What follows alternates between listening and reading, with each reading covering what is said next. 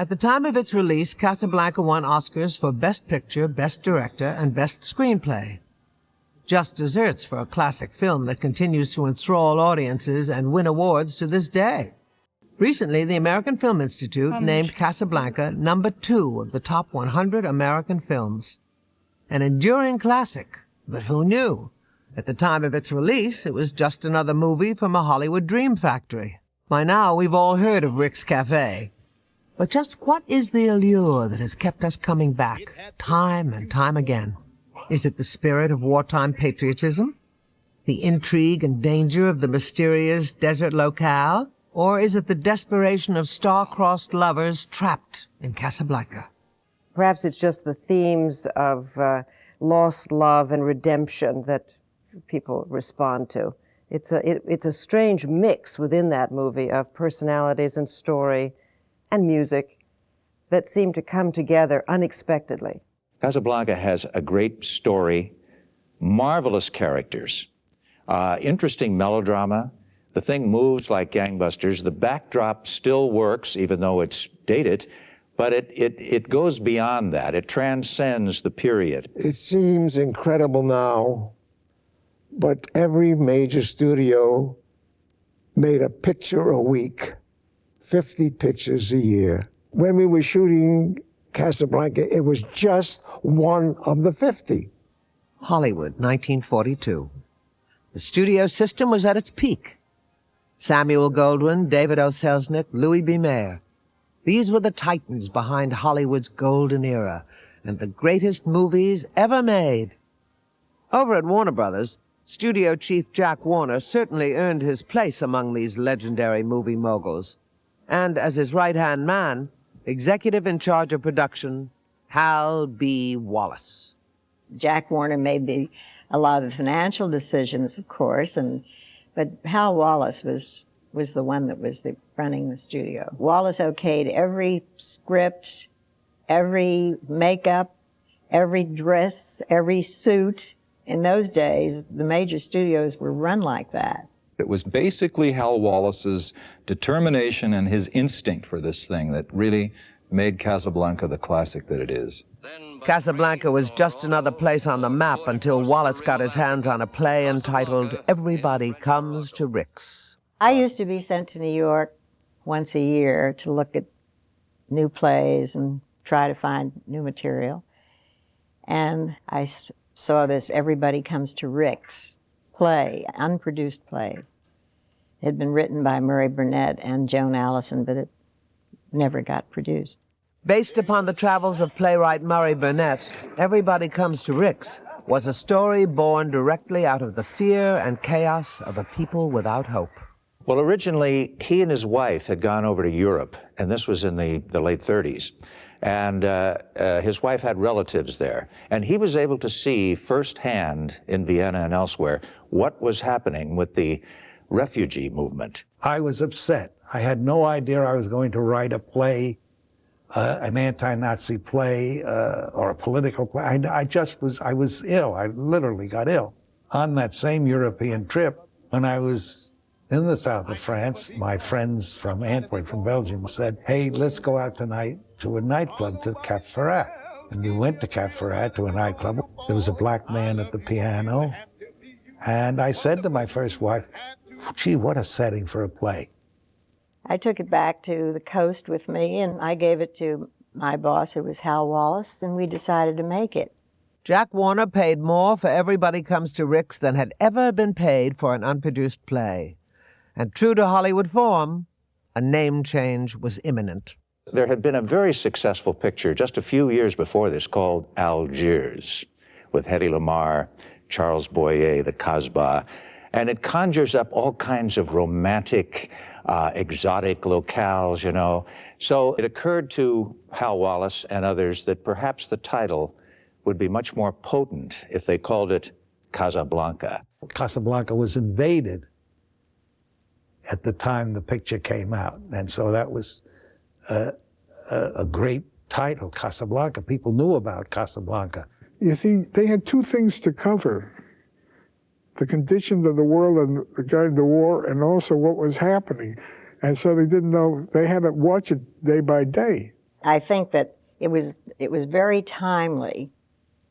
It was in some ways almost a little ahead of its time, because most people in America didn't think of all the people that were stranded in various parts of the world trying to get out. And of course that gave the picture a real feeling of tension, and this, suddenly people realized what we were in the middle of. At the same time, there was a great deal of humor in it, which the Epsteins were totally responsible for. Philip and Julius Epstein were Hal Wallace's first choice for the difficult task of adapting Casablanca for the screen. Known for their ironic wit, the Epstein brothers turned Casablanca into a desert oasis, full of colorful characters and clever conversation. It summed up Bogart's character, the cynic, and is a real piece of chutzpah. And the picture crackles with the Epstein style. The Epsteins' impact was mighty, but their stay was short, for they were called to Washington to work on Frank Capra's patriotic documentary series, Why We Fight. The Epsteins had written the bulk of the film up to the beginning of the flashback. And they were in production, and consequently there wasn't enough material coming out. They still had to work on the second half. To tackle that second half, Hal Wallace brought in screenwriter Howard Koch, who had just finished The Letter with Bette Davis at Warner Brothers. Koch added a new and very necessary dimension to the film. I always looked upon Casablanca a little mystically, that it had its own reason for being. It was a picture the audiences needed, the American, well, the world audiences, actually.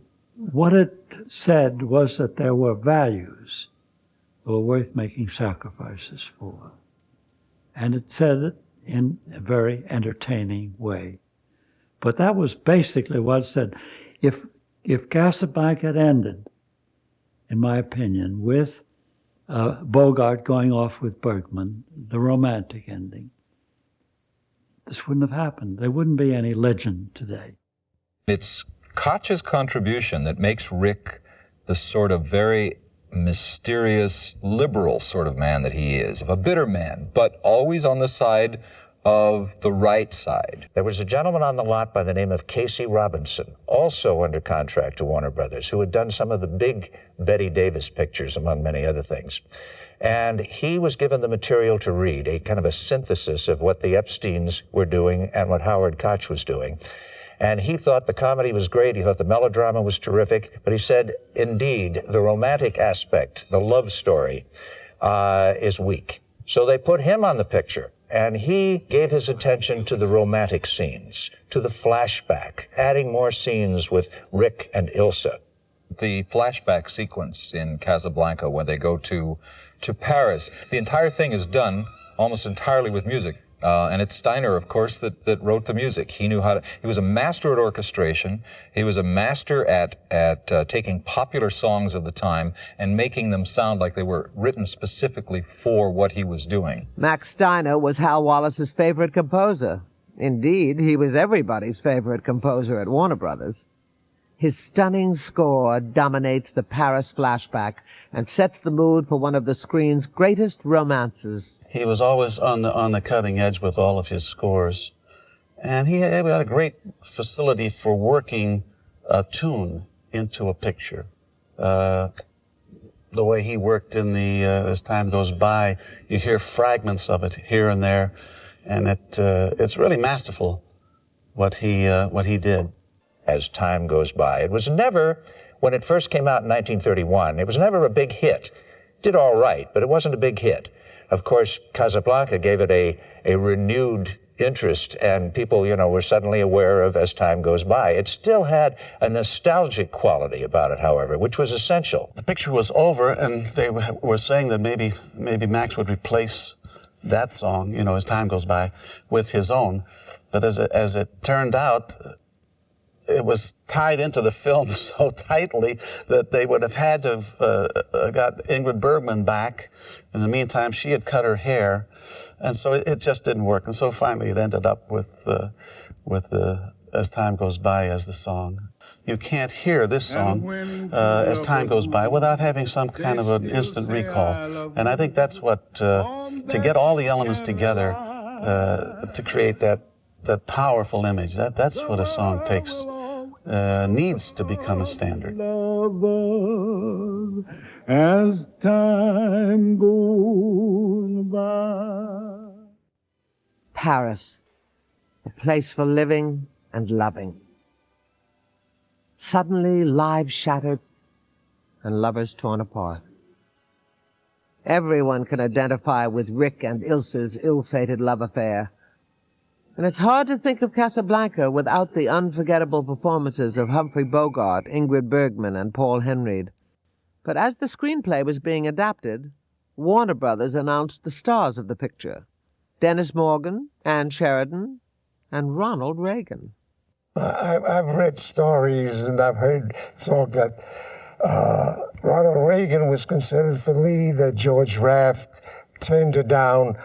We didn't know any of that while we were working on it. And all I can say is we were very, very lucky not to get Reagan, and Raft turned her down. And Bogey set the standard for the sensitive yet hard-nosed hero. Wallace decided that Ingrid Bergman would be perfect for the role of Ilsa. There was only one catch. Ingrid Bergman seemed to be the ideal choice.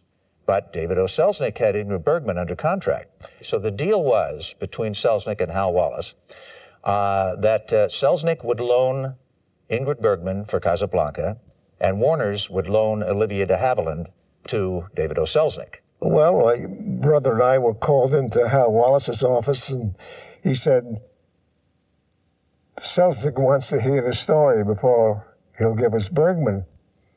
And we said, what story? We haven't worked it out yet. And he says, wing it. So we went to Selznick's office, and he was having lunch at his desk, and he was eating soup, and he never looked up at us.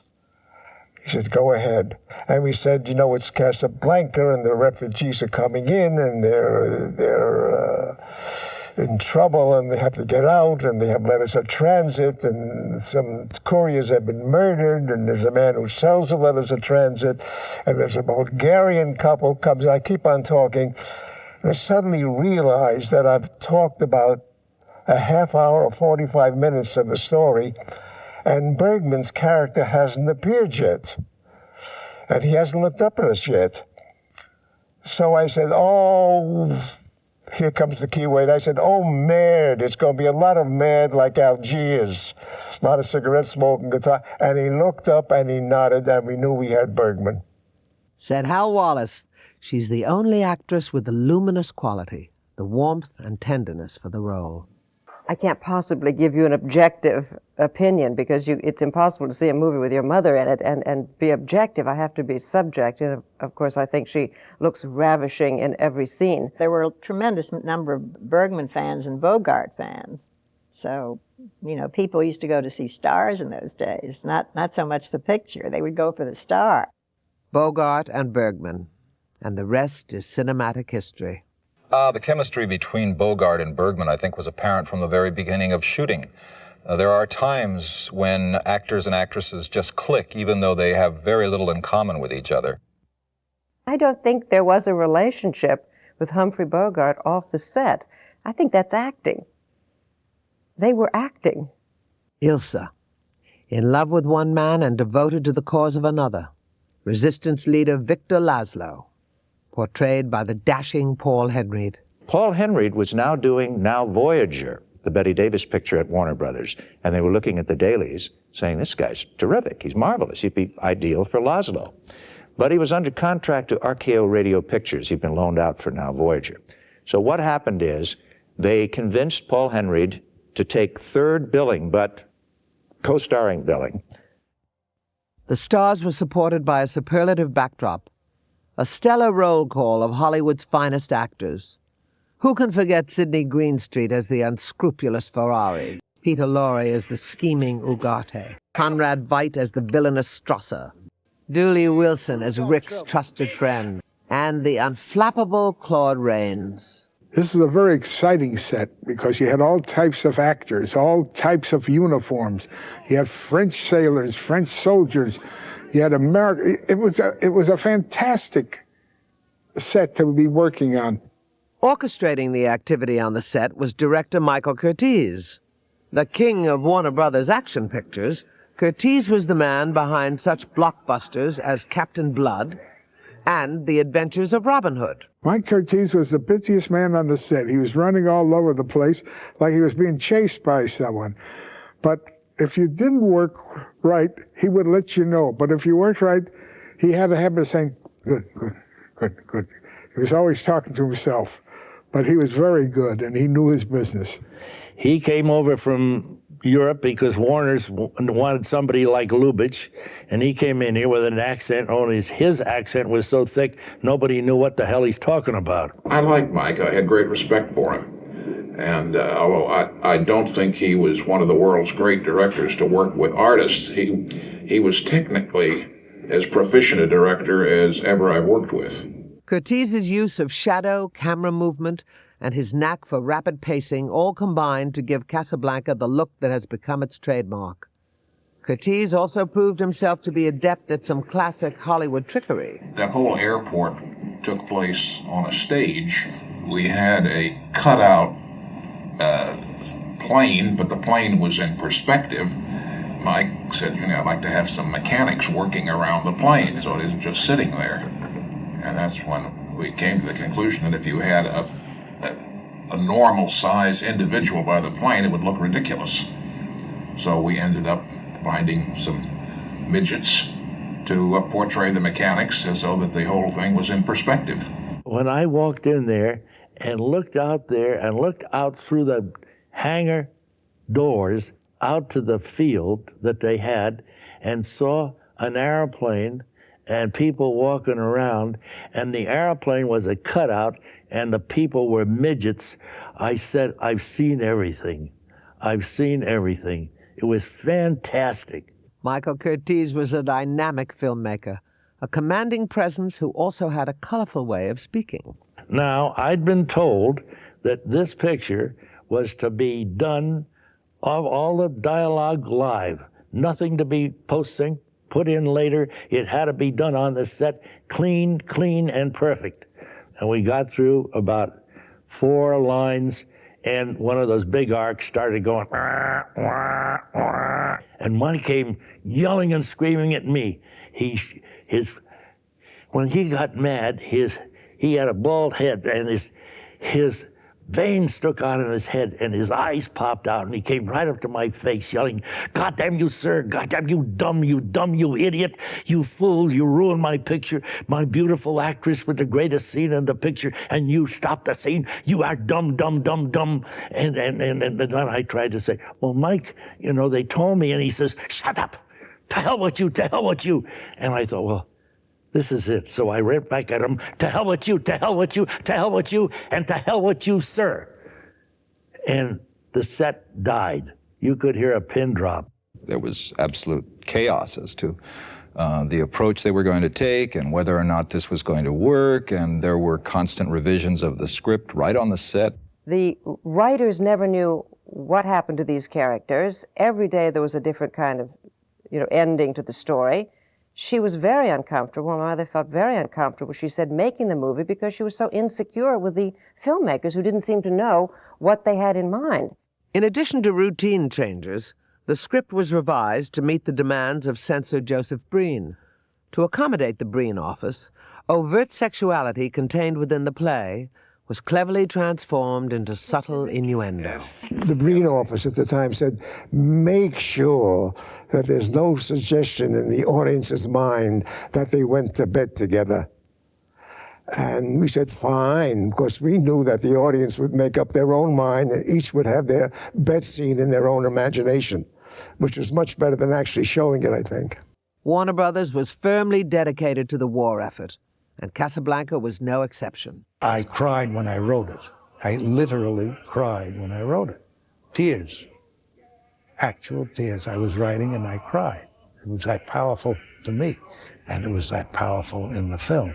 Well, by now, the Epsteins have come back from Washington, and they're working on the script again, and they're trying to determine what to do about the ending. New pages were being delivered to the set daily, but still the ultimate outcome of the story remained unknown. They couldn't figure out whether Ilsa stayed with her husband or went off with the Humphrey Bogart character, went off with Rick. They could never make up their minds during the making of the film who the main character should end up with.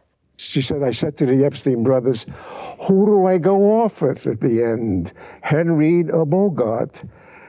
And we said, as soon as we know, we'll let you know. And in a moment of mutual inspiration, the means to the end finally came to them. Phil, my brother, and I were driving to the studio on Sunset Boulevard, and just below Beverly Glen, we turned to each other and said simultaneously, round up the usual suspects. If you're going to round up the usual suspects, what for? A murder. Who does the audience want to see murdered? Major Strasser. Who do they want to see kill Major Strasser? Humphrey Bogart.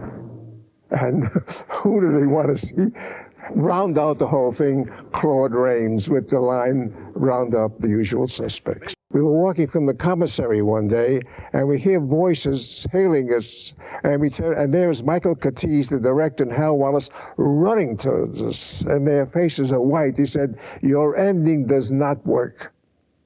And we said, what do you mean it doesn't work? He said, come on to the projection room and we'll show you. Bogart shoots Strasser, he falls to the floor, the gendarmes walk in, and Claude Rains says, Major Strasser has been shot, round up the usual suspects. We said, you can't do that. I think it's because they were so nervous about the picture. Now that an end to the film had been discovered, the only way to resolve Casablanca's love affair became clear.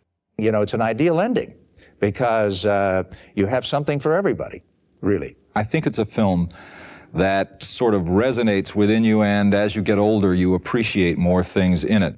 True yesterday, true today, true tomorrow. That's my definition of the classic. They become icons, and they've become symbols, and they've moved into the culture beyond the film. It's gone beyond just being a story. Principal photography was completed. The fate of our characters decided. Yet Hal Wallace was still not satisfied. A month later, Bogart was brought back to dub in the memorable last line, said to have been written by Wallace himself. And through the years, this beautiful friendship between Casablanca and the public has been woven into the fabric of our culture.